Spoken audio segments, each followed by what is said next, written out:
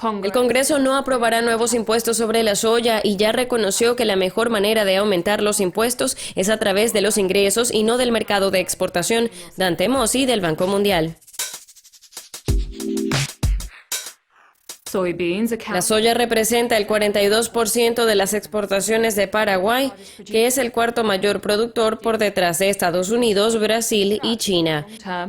Espera que esos números aumenten o caigan a largo plazo, teniendo en cuenta la presión sobre el país para mantener la alta producción. Mi expectativa es que la producción de soya de Paraguay se mantenga, teniendo en cuenta el tamaño del espacio físico de los cultivos y el aumento de la productividad. El sector financiero sigue centrándose en la expansión de la producción y ya tenemos métodos para administrar esas grandes plantaciones comerciales.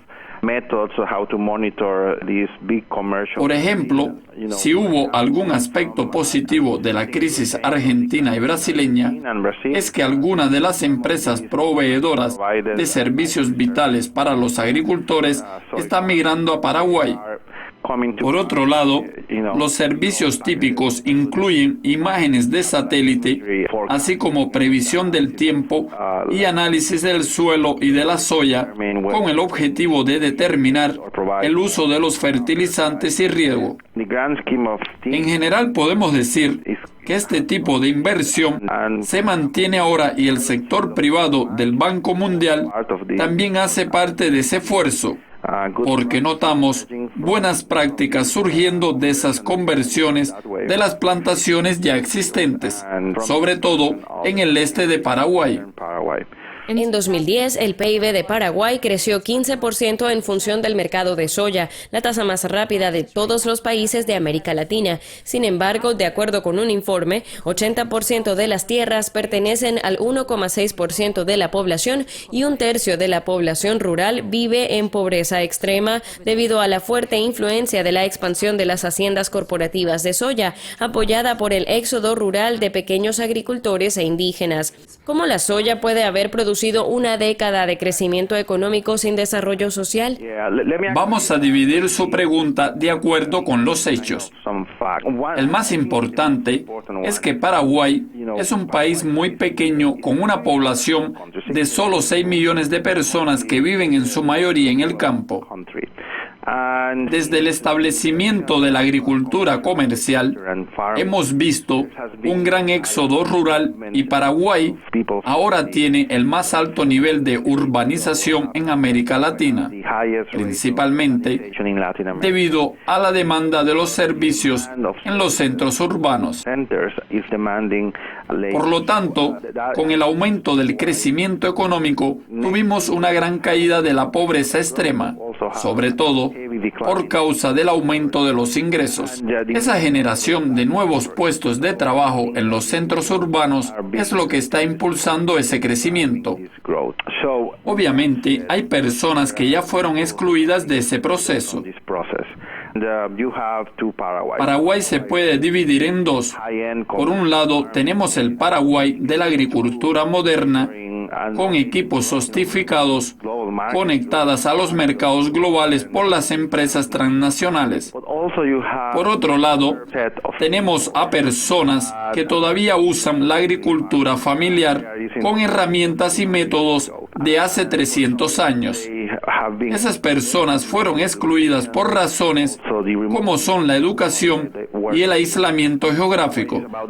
Además, podemos decir que Paraguay tiene una extensión territorial semejante a la de Alemania y una población de solo 6 millones de personas. Por lo tanto, algunos grupos están muy aislados y lejos de desarrollo. Sin embargo, en general, Paraguay es un ejemplo de crecimiento integrado, impulsado principalmente por el éxodo rural hacia los centros urbanos.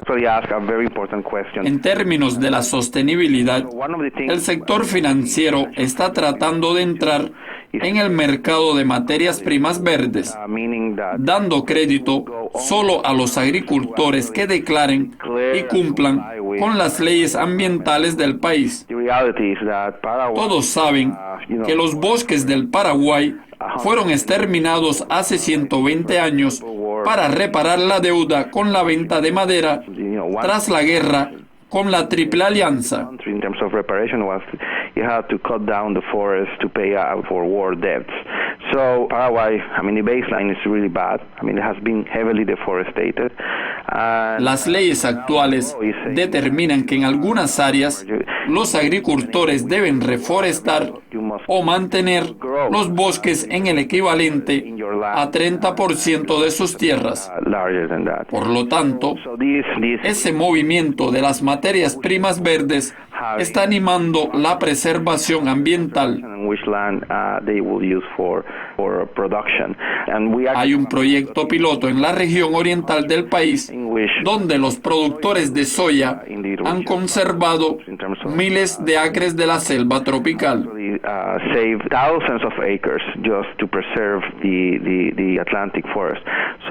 Además, no creo que esa es la solución al problema de Paraguay, que comenzó hace 180 años y aún demorará mucho tiempo para que la conectividad de esos bosques nativos sean restaurados. Sin embargo, es importante reconocer que ese movimiento demuestra que ellos comprenden el papel de los bosques en la fertilidad del suelo y en las fuentes de agua. Paraguay es responsable del 3% de las exportaciones mundiales de soya, que es el principal producto de exportación de América Latina.